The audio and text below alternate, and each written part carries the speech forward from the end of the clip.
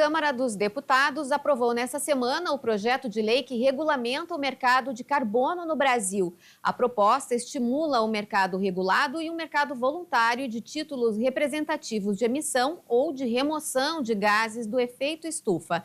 Empresas que mais poluem deverão seguir meta de emissão, podendo usar esses títulos para compensá-las. Como isso impacta no agronegócio? Vamos entender agora conversando com o advogado especialista em direito agrário, Francisco Torma. Oi, Torma. Oi, Thaís. Mais um Direito no Campo para falar sobre assuntos jurídicos que repercutem sobre o agronegócio. E essa semana nós tivemos uma questão importantíssima para ser analisada aqui.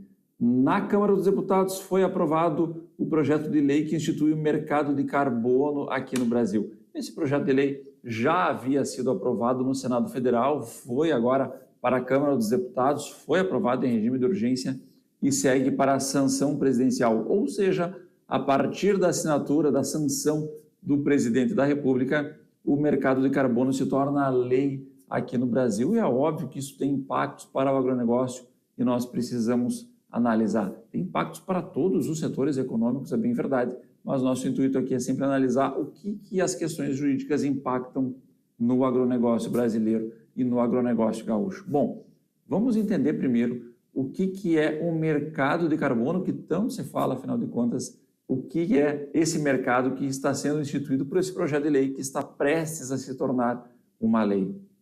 Bom, existem atividades empresariais, atividades econômicas que poluem e outras que não poluem.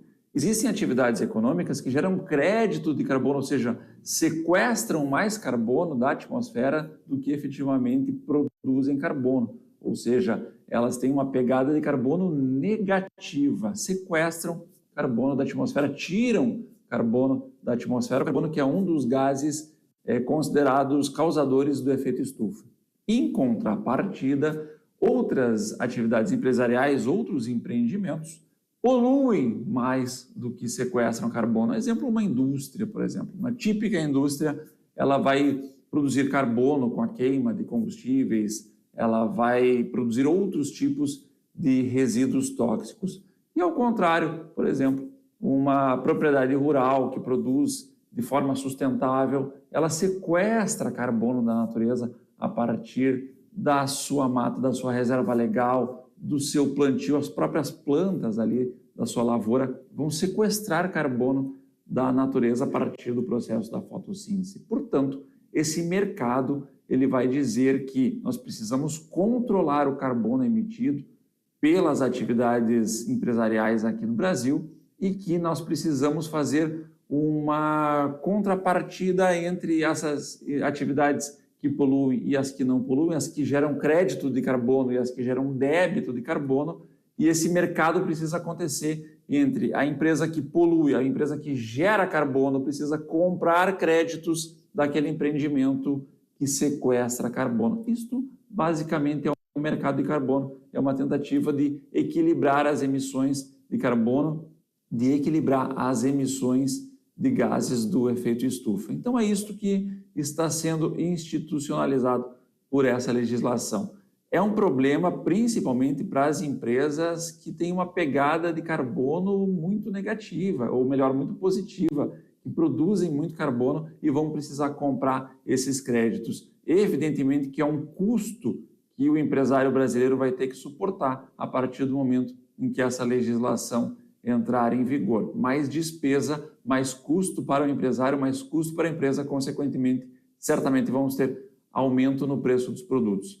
A parte boa, o que precisamos destacar dessa legislação e que diz respeito aqui ao nosso agronegócio, é que as atividades vinculadas ao setor primário produtivo, ou seja, a agropecuária, ela vai estar isenta do cálculo de carbono, ou seja, não vai ser preciso fazer cálculos para ver se esta empresa vai ter que comprar algum tipo de crédito, se esse empreendimento rural vai precisar comprar crédito no mercado.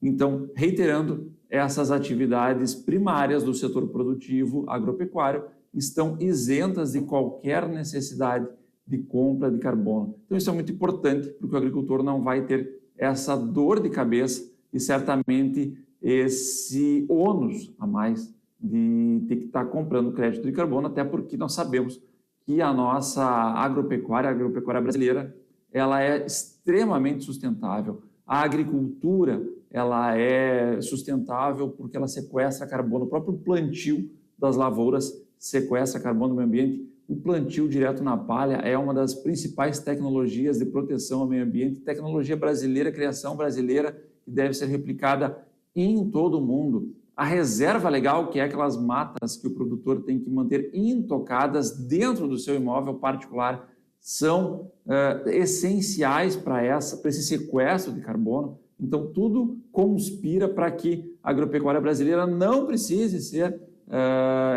condicionada a comprar créditos de carbono. A pecuária, por exemplo, principalmente a pecuária gaúcha, se fala muito sobre a pecuária como causadora de grandes impactos ambientais, não a pecuária brasileira, principalmente, que se dá a pasto. O animal está a pasto nos campos, principalmente aqui no Rio Grande do Sul, no bioma Pampa, nós temos animais criados a pasto, engordando no pasto nativo ou no pasto plantado, e isso sequestra muito carbono.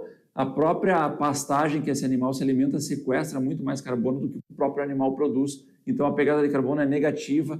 É fantástico esses sistemas que a agropecuária brasileira desenvolveu, que são altamente sustentáveis. Não deveríamos, na minha opinião, estar tão preocupados com o carbono brasileiro, que ele representa aí na ordem de 3% das emissões de gases do efeito estufa. Não estou falando em 30%, estou falando em 3%. O Brasil é responsável por 3% dos gases do efeito estufa em escala global. A China produz 25% dos gases do efeito estufa. Então, lembra que aprendemos na escola que todas as questões que envolvem o clima, elas são globais, ou seja, não importa o que eu faça aqui, os danos, eles são globais, ou seja, o que se faz do outro lado do mundo tem impacto aqui. Portanto, nós deveríamos estar mais preocupados com o que China, Estados Unidos, Índia, Rússia, Europa fazem com o meio ambiente.